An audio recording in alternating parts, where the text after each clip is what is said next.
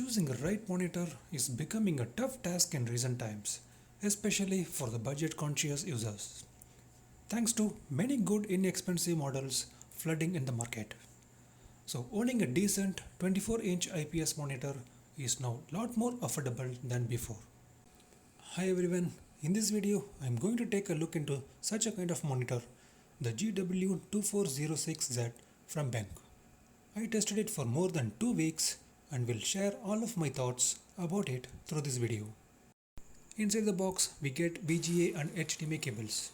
I am little surprised to see both input cables included in the box. An external power adapter cord and a simple manual sheet. The stand comes in 2 separate pieces, base and the neck portion, which has to be assembled before use. Installation is tool free and also simple to fix. The screen measures 23.8 inch in size diagonally with 16:9 aspect ratio and has a resolution of 1920 by 1080. BenQ employs an AH IPS panel on this model, also my favorite IPS variant for its better color representation and pixel response. The display will exhibit 72% of color gamut, but unfortunately Benq doesn't reveal the standard they are using, and I assume it should be NTSC gamut, which is used for measuring in most computer displays. The 250 candles peak brightness rating and the 1000:1 contrast ratio are typical for a budget IPS display, but a similarly priced VA panel model will be far better in these ratings. And I appreciate Benq for mentioning the backlight life of this display. It's a minimum of 30,000 hours and is definitely a good number for an average user.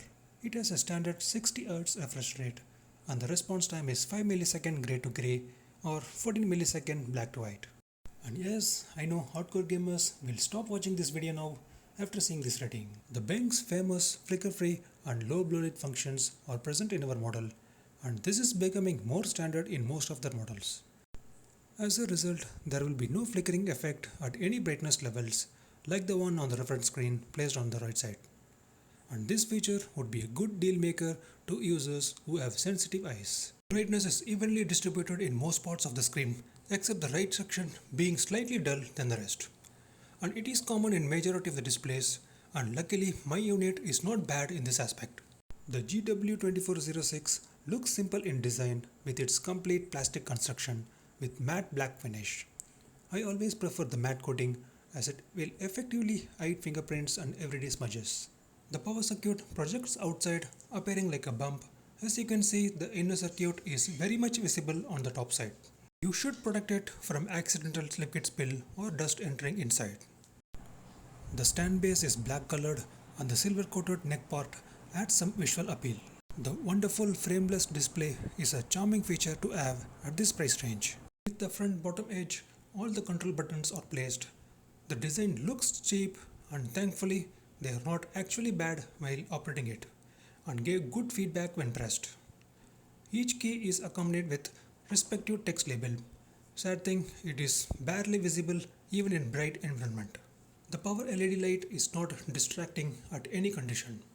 It took more than a second to boot the display from off state. It weighs light just under 5 kilograms. On the downside, it fails to give a secure feel when I lift it for stand assembly and while installing on my desk. The plastic construction is apparently slim in build, and this will be easily noticeable to users who are used to other BenQ models. It doesn't have any cable management facility behind the stand or the monitor itself. The stand base is not very huge and occupies only a moderate space on the desk. Despite it adds a lot of stability to the display and holds it firmly when you move it around your desk. The stand height is slightly lower in comparison. It raises the screen only by 9.2 cm from the desk surface. There is only a tilt mechanism, few degrees upside and downwards, and obviously we can't expect height adjustment facility at this price point. A thin black border surrounds the screen and it becomes visible once you turn on the screen, but it is just 0.6 cm in thickness at the sides and top of the screen. Thereby, I can recommend this model for multi-monitor setups. It has got sufficient input options to satisfy majority of users. It includes a display port, HDMI and VGA slot, and finally a headphone output to route audio from HDMI and DisplayPort cables. It lacks inbuilt speakers though. All the ports are face downside to ease wall mounting, but it is little annoying while connecting the cables once the monitor is placed on the desk. Color reproduction at factory default is not bad but also not perfect. It still needs some fine tuning from user side to enjoy the full potential of this monitor. The color temperature is inclined towards colder side and whites add a bluish tint, and this affected the color accuracy to some extent. But thankfully, Benq adds a custom preset option and you have the freedom of adjusting the RGB values and achieve the desired color temperature. I used this option and corrected the color tone by modifying these RGB values and obtained great results after this. The monitor produced well-balanced color tones with everything on the screen appears more natural now. I am extremely satisfied with the color representation of this model. It will delight the target audience for sure. These are my calibrated settings for your reference, and this option can be reached by selecting the user mode in color temperature menu. You can control brightness, contrast and do some basic color correction, but Benq skips few important image control options, and there is no way to control gamma setting, and Benq's advanced motion blur feature is also ignored here. It includes several predefined picture modes, and I found sRGB and user modes are pretty useful. The menu system is quite simple to use and you can take complete control within few minutes of usage. There is some backlight leakage when the screen is filled with dark content, and it will be more visible in a dark room with brightness increased more than 70%. But this is a common issue for an IPS panel, and backlight bleed is not a major concern in my unit. And I hope this continues with all the units of this model. The maximum brightness is sufficient in most situations and detail levels in dark scenes were adequate. As usual, viewing angle performance of this model are fantastic, which is the major strength of IPS panel. There is some saturation brightness deviation when viewed at extreme sides, but we use it rarely at such angles. With brightness and contrast level set to 0%, the display becomes almost black. 1080p on 23.8-inch size delivers a moderate PPA of 92.5, that is 92.5 pixels per inch. The fonts at default scaling is not too small or overly large, and people who have trouble reading small fonts will find this model quite satisfying for their daily needs. It makes use of a strong matte finish on the screen surface, and it effectively cut the reflections caused from any bright source.